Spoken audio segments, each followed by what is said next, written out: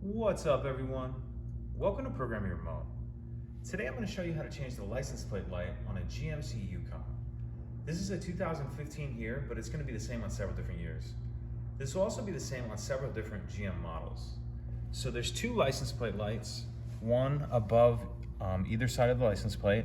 It's going to be the same to get either one out. I'm just going to show you the one. So you want to take a flathead screwdriver and start on the outer edge of the license plate lens, and you'll see a little notch in there. You'll just pull that in, or push it in rather, and then it'll allow that to come down. So once you get that down, you can actually see the bulb assembly here. We'll twist that to our left about a quarter of a turn or so. That'll allow that to come out. To get the bulb out, you'll just pull that straight out. You want to wear some gloves or at least wash your hands or something before, because you really don't want to get any dirt or grease on that. So once you have your new one, you'll just push your new one straight in, line this up, tighten it up till you hear that click. Put the outer edge on first, and then just push up.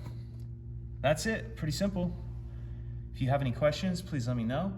If you could take a second to like and subscribe, it helps us out, and I'd appreciate it. Thank you.